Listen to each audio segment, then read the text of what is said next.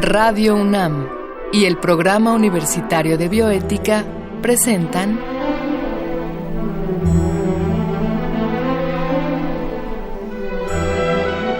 El Árbol de las Ideas. Arte, ciencia y filosofía para la vida. Con Paulina Rivero Weber.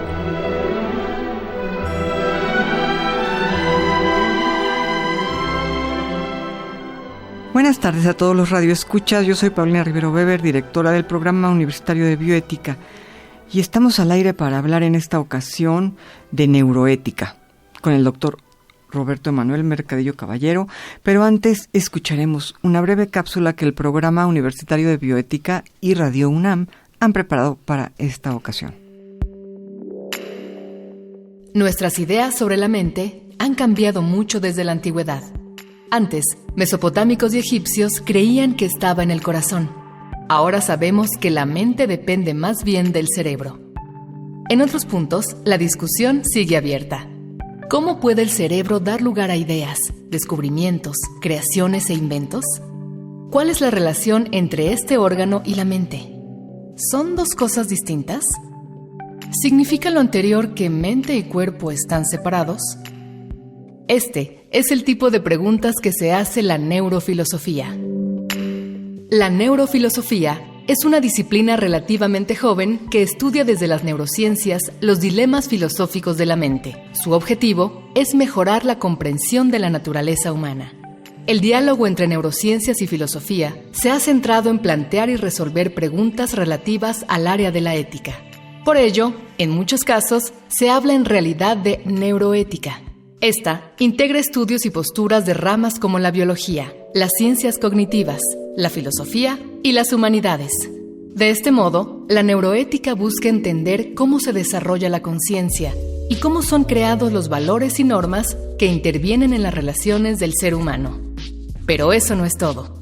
La neuroética desafía el paradigma de la separación entre mente y cuerpo, pues no cree que cerebro y mente sean dos cosas distintas. En su lugar, propone que las personas son unidades psicofísicas indisociables. La neuroética es una disciplina relativamente nueva, por lo que aún no hay consenso en torno a su definición. Algunos la definen como el estudio de todos los temas que tengan consecuencias sociales y éticas en las neurociencias. Otros, como el estudio de los dilemas éticos, legales y sociales que surgen cuando se implementan descubrimientos científicos relacionados con el cerebro. Otros más proponen que la neuroética es un intento de formular una filosofía de la vida con fundamento en el cerebro. Pese a la multitud de definiciones, se distinguen principalmente dos posturas. En la primera, la neuroética es entendida como la ética de la neurociencia. Conforme a esta visión, lo que se busca es un marco ético que regule la investigación de las neurociencias y la aplicación del conocimiento neurocientífico a los seres humanos. Así, la neuroética se pregunta si son éticamente correctas o no las aplicaciones del conocimiento de las neurociencias. En la segunda postura, esta disciplina se define como la neurociencia de la ética. Desde esta perspectiva, la neuroética estudia las implicaciones y efectos del conocimiento de las neurociencias en nuestra comprensión de la ética misma. Se trata, pues, del estudio de las bases neuronales y fisiológicas implicadas en el acto moral. Esta postura supone una verdadera revolución, ya que en la opinión de Adela Cortina, catedrática de la Universidad de Valencia, la neuroética nos proporcionaría el fundamento cerebral de una ética normativa. ¿Puede el conocimiento de los mecanismos cerebrales decirnos qué debemos hacer moralmente? Tradicionalmente, las neurociencias han afirmado que estamos determinados fisiológicamente y no somos libres en nuestras elecciones. Por el contrario, la ética se ha interesado en discutir la realidad del libre albedrío. Estas diferencias hacen que el diálogo entre estas dos disciplinas sea tan importante.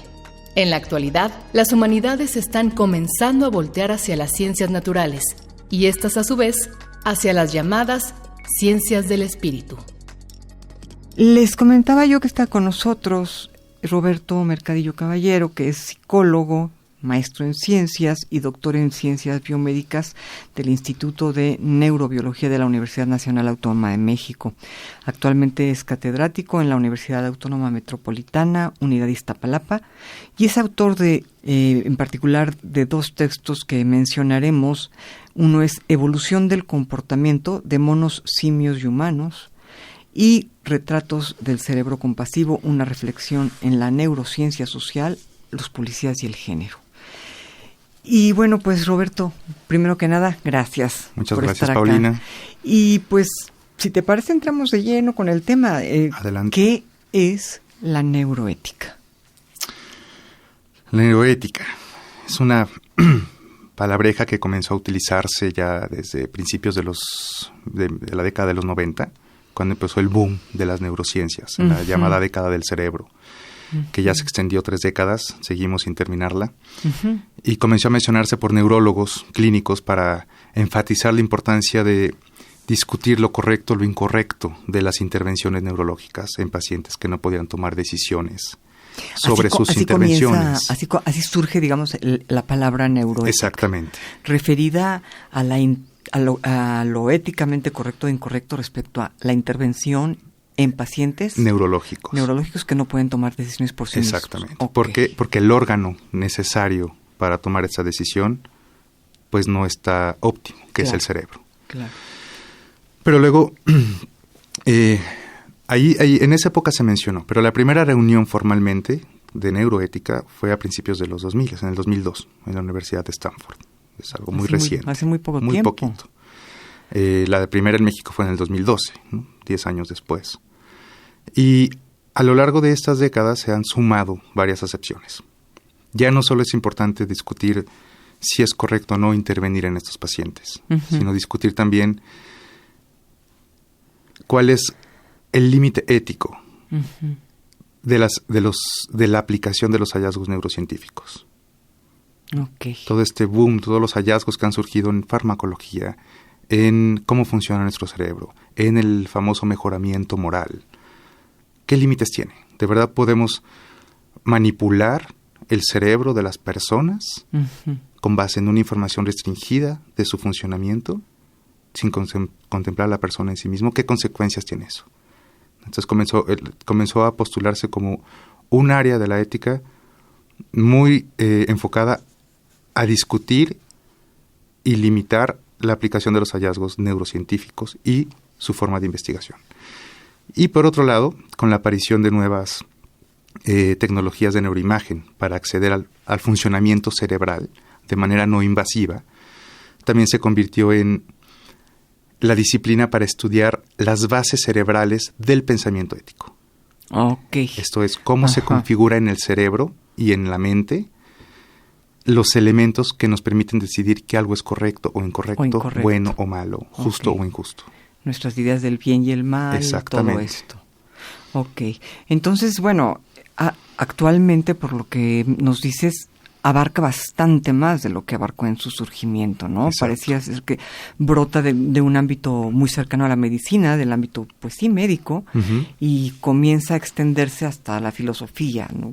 Cómo se gestan nuestras concepciones del bien y del mal, desde dónde y por qué decimos que algo es bueno o malo, ¿no? Exactamente. Ahora, ¿cuáles serían entonces hoy en día los problemas, digamos, fundamentales de la neuroética? Ok, hay varios problemas. Hay 2 tipos de problemas, yo creo. Uno es, ¿cuáles son los problemas que tiene todavía como disciplina o como área de estudio en formación?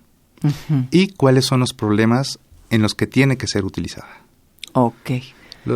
Con los primeros, ¿qué problemas tiene todavía como área de formación, como disciplina? Todavía hay muchos celos disciplinarios entre humanistas y neurobiólogos, filósofos y biólogos experimentales que dificultan el diálogo, ¿no? La famosa idea del libre albedrío. ¿Estamos determinados o no para tomar nuestras decisiones? Si nuestro cerebro y nuestra función cerebral se activa antes de tomar una decisión consciente, entonces, ¿dónde está el libre albedrío? Preguntan los neurobiólogos, ¿no? Y dice el filósofo, no, pero espérate, ¿no? Si tienes una gama muy amplia de decidir lo que tú quieres hacer, ¿no? Entonces, todavía se está dialogando en buscar conceptos más o menos homogéneos que compartan las diferentes disciplinas involucradas. Biología, medicina, antropología.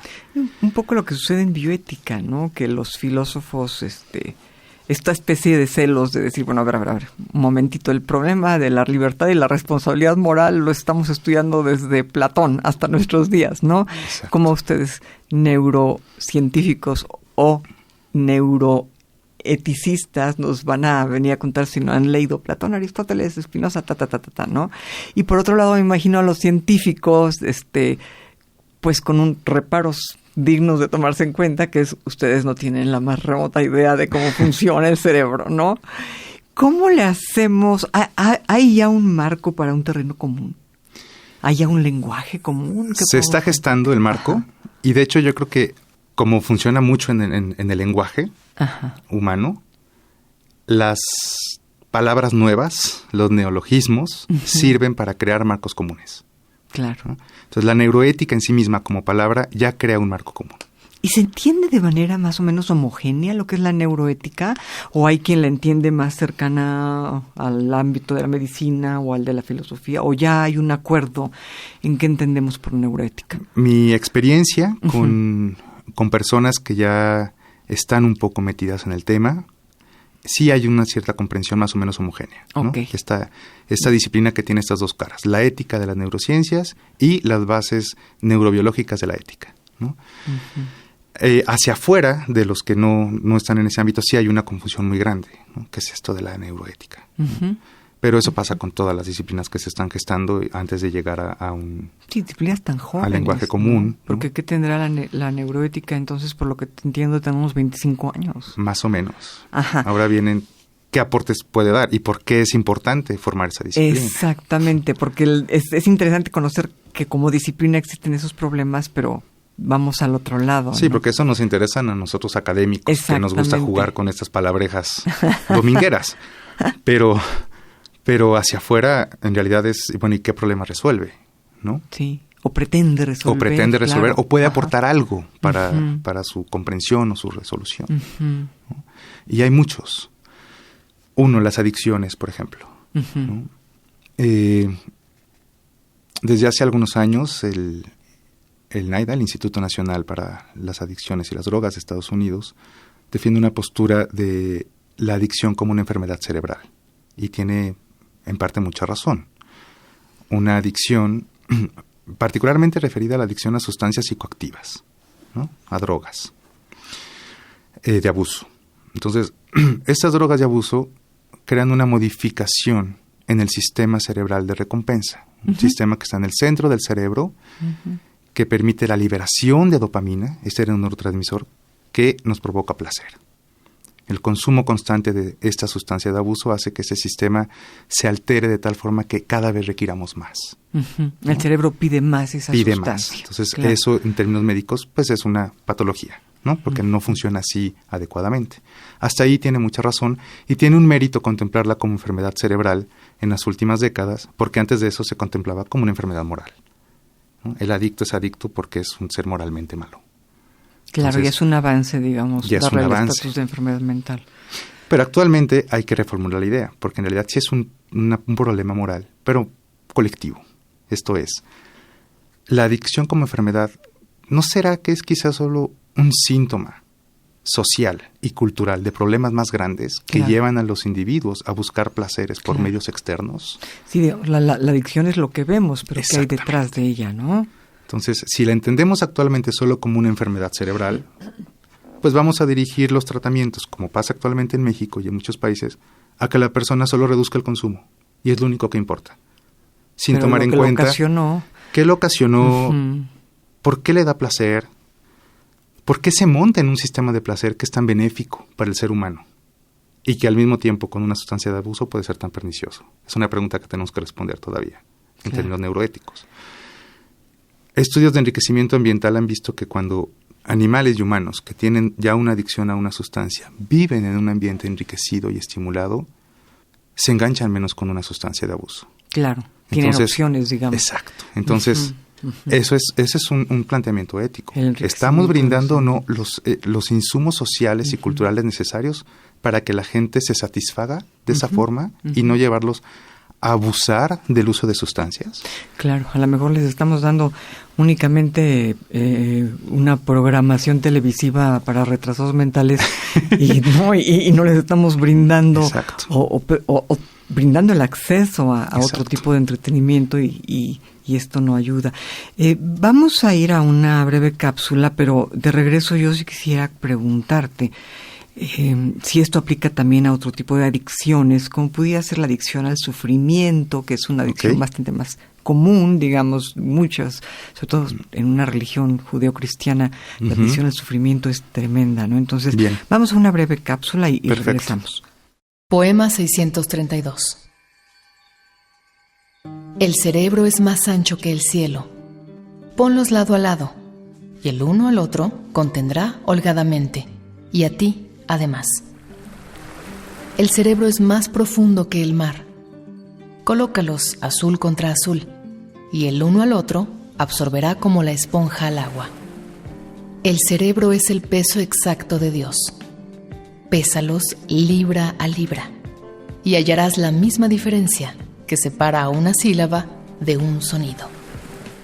Emily Dickinson. Estamos acá charlando sobre neuroética con Roberto Mercadillo y le acercaba yo ya una pregunta. Estamos hablando sobre adicciones, sobre un poco, la importancia de revisar el origen de las adicciones y no simplemente pretender curar la adicción. Y mientras tú nos platicabas esto, Roberto, yo he recordado un poco, de los pocos estudios que he tenido sobre budismo, cómo esta práctica tiene la idea de que el sufrimiento es una especie de adicción, ¿no? Nos hacemos un poco adictos al sufrimiento. También la neuroética tendría algo que decir sobre esto. Hay forma de acercarla un poco al ámbito de la higiene mental budista, ¿no? No en el sentido de una religión, sino esta práctica de tratar de evitar el sufrimiento. ¿Encontrarías una forma, digamos, de relacionar esto, la neuroética, con este tipo de adicciones que no son a sustancias tóxicas, sino casi a modos de vida, ¿no? Sí, yo creo que sí. De hecho, la adicción entendida solamente como un abuso de sustancias psicoactivas es reciente, ¿no? El término original adicción se refería a cualquier cosa a la que te apegaras. ¿no? Ok. Que es algo muy budista, además, ¿no? Oh, claro, sí, por eso me sorprende. Exacto. Pero originalmente adicción podría ser cualquier cosa a la cual tuvieras este apego, este enganche. Este enganche, ¿no? Que te hace necesitar tanto del sufrimiento, o de una persona, o de una sustancia. Exactamente. Ok. Entonces, en este sentido, no sé si hablar propiamente de una adicción al sufrimiento como tal, porque eso implicaría que nos da placer el sufrir, ¿no? Uh-huh. Y eso nos... sí, es quiero no creerlo, ¿no? Ajá.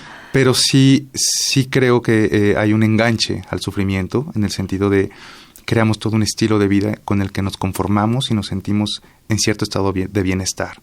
Uh-huh. Y no nos sentimos plenos y no estamos sufriendo. En este punto, la neuroética tiene también algo que aportar. Yo me atrevería a decir al plano espiritual, no necesariamente religioso, de claro. Una religión organizada, claro. Institucionalizada, pero sí a discutir los planos no corporales de visiones de la realidad que nos dan cierta satisfacción. Soy un poco conocedor del budismo, pero justamente en este intento de intentar integrar la noción de apego budista en Occidente, en México en particular, pues me di cuenta que de entrada en Occidente no estamos familiarizados con la introspección silente, más silenciosa, más hacia adentro, que caracteriza al budismo. Uh-huh. En percatarnos primero nosotros como seres sufrientes y sensibles para poder luego empatizar con el sufrimiento de otro y a partir de este ejercicio mutuo despegarnos de ese sufrimiento, de algo tan impermanente como es la vida a la que nos apegamos, ¿no? En esta búsqueda de aplicación del budismo y el sufrimiento, nos acercamos unos compañeros y yo con los monjes franciscanos, porque su experiencia de compasión es muy cercana al budismo, es prácticamente la misma. Y creo que tiene algún tipo de ejercicios espirituales similares, ¿verdad? La contemplación, no sé mucho de esto, y la contemplación, que ellos asumen como la capacidad de imaginar, de hecho de entrenar la imaginación y la planeación de acciones que lleven a aliviar el sufrimiento del otro, bajo la noción de persona de que el otro es una representación mía. Entonces, al planear el alivio del sufrimiento ajeno, alivio mi sufrimiento también. Esa es la contemplación franciscana, que lleva a un acto compasivo. Y todo esto, me imagino que la neurociencia tendrá mucho que decir de qué sucede ahí entre las neuronas en el acto compasivo, ya sea a través de la meditación o de algún otro tipo de ejercicio. Me imagino que todo esto que antes no tenía una explicación e incluso podías visualizarse como una especie de superstición, ¿no? Y que finalmente es ajeno a la religión, como lo es, son muchos tipos de budismo. Me imagino que la neurociencia de alguna manera sí, ha aportado mucho, muy Ajá. poco para lo que falta, pero ha aportado ya algo. Nosotros en particular, justo acabamos de terminar hace poco una evaluación de cómo funciona el cerebro de ateos, hiperateos, cuando reflexionan en la oración franciscana de la compasión. ¿Cómo funciona el cerebro de un ateo cuando reflexiona? La oración franciscana de la compasión. La oración de, oh Padre, hazme un instrumento de tu paz, que lleve perdón donde hay odio, que lleve amor donde hay odio. Ya, y esta oración, digamos, es religiosa, me imagino. Es una oración católica, atribuida a Francisco de Asís, aunque no es de Francisco de Asís, pero se atribuye a él porque retrata muy bien la filosofía franciscana. Ok. Y a mí me interesó en particular porque es una oración que utilizan los grupos de autoayuda en adicciones y que dicen ser, a decir de ellos, fundamental para mantenerse en el no consumo y ayudar a otros a no consumir. Esto sucede también en Alcohólicos Anónimos, ¿no es verdad? De hecho, esta oración desde los años 30 se puso como uno de los textos fundamentales en el programa de 12 Pasos de Alcohólicos Anónimos.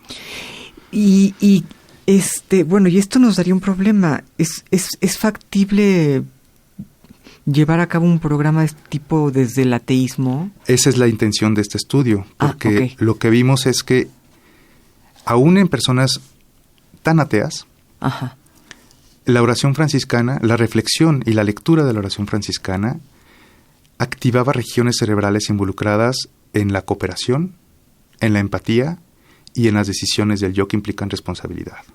Qué interesante. Aun cuando no creyeras en la oración.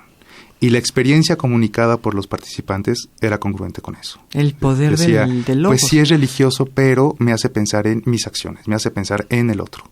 A diferencia de cuando leían el Padre Nuestro, donde pues la voluntad se somete a esa otredad, ¿no? A esa divinidad en la que ellos no creen. Esta otra oración, aunque no creen en ello, los lleva a reflexionar en eso. Qué interesante. Lo cual nos hace pensar que el efecto en estos grupos de autoayuda va más allá de la creencia religiosa. Más bien, este tipo de textos que ayudan a reflexionar en la responsabilidad propia y en los actos propios como consecuencia de los actos ajenos, es lo que ayuda al proceso de rehabilitación y de cooperación mutua. Pero entonces, yo quisiera regresar un poco, Roberto. Tú nos hablabas de la adicción como una especie de síntoma o como algo que se ve y que el peligro es no ver lo que está atrás, no ver lo que lo causa. ¿Podrías tú de alguna manera decirnos qué es lo que... ¿se puede hablar de algo que cause o de algún factor presente en todo tipo de adicciones? No te quiero preguntar qué es lo que causa las adicciones, porque yo creo que es algo muy complejo, pero ¿hay algún factor común que se sepa hasta hoy? Pues lo que, como yo lo entiendo, es la búsqueda de placer. Algunos dicen que además es la evitación del sufrimiento, ¿no? Yo ahí tendría mis dudas, porque si esta misma búsqueda excesiva de placer en un elemento tan transitorio como puede ser una sustancia acarrea sufrimiento posterior, entonces en realidad no estás evitando el sufrimiento, o sí, pero de manera muy transitoria y eres consciente de ello. ¿no? Claro. Muchos consumidores de sustancias o adictos al juego, ¿no? Los ludópatas, Ajá. saben que es algo transitorio. Entonces, no sé si sea para evitar el sufrimiento, pero sí es para una búsqueda constante de placer. Yo creo que ese es el de placer excesivo, ¿no? Ajá. Un poco, entonces, debería de ser más usual encontrar adicción en una sociedad capitalista que constantemente nos inculca esta idea de que más es mejor, ¿no? De que mientras más tienes, mejor es. Se encontrarían más adicciones en una sociedad capitalista que en una sociedad no capitalista. Digamos que una sociedad, no sé de qué tipo podría ser, si budista o socialista. Teóricamente, Ajá. y digo teóricamente porque sería una propuesta, yo creo todavía sin evidencia, sí, porque habría que buscar qué sociedad no tiene esta hipercompetencia que favorece el capitalismo, ¿no? Pero yo me atrevería a decir que sí hay, esta noción capitalista de la competencia aguerrida influye mucho en la adicción. Hace poco un periodista francés hizo un reportaje sobre los trabajadores de Wall Street, ¿no? Los altos ejecutivos que dejaron de trabajar ahí. Son personas que son seleccionadas para que trabajen 24 horas los 7 días a la semana, sin dormir, ¿no? En esta noción de más es más, ¿no? Donde además para poderse mantener despiertos pues tienen que consumir sustancias. Claro. ¿No? Porque claro. Si no es imposible. Y se hacen Y donde tienen que tomar decisiones económicas que afectan a todo el mundo con una privación de sueño que se sabe no permite tomar decisiones adecuadas. Entonces estamos en manos de personas privadas de sueño, adictas a sustancias psicoactivas y adictas a un tener más. Y esto tiene que ser éticamente interrogado. Claro. Estamos favoreciendo un sistema que está alterando y enfermando nuestro sistema de decisiones cerebral y cognitivo. Qué barbaridad. Y estamos en manos de estas personas. Bueno, ya no tiene sentido preguntar porque el mundo está como está, creo que queda bastante claro, ¿no? Roberto, pues aunque no lo creas, yo no lo creo, pero se nos acaba el tiempo. Y bueno, creo que nos hemos dado una idea primera, por lo menos, de lo que es la neuroética, de lo compleja que puede ser y de lo importante que es, ¿no? A mí me gustaría, si tú aceptas la invitación, que pudiéramos más adelante, claro, pues ya dedicarnos un poco más puntualmente a los problemas claves de la neuroética y sobre todo pues a las formas de resolver estos problemas.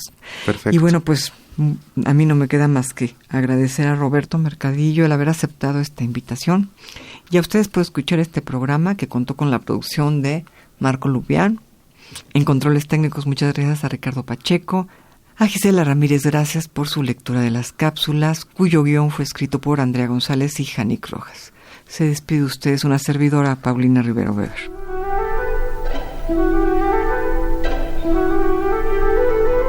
Radio UNAM y el Programa Universitario de Bioética presentaron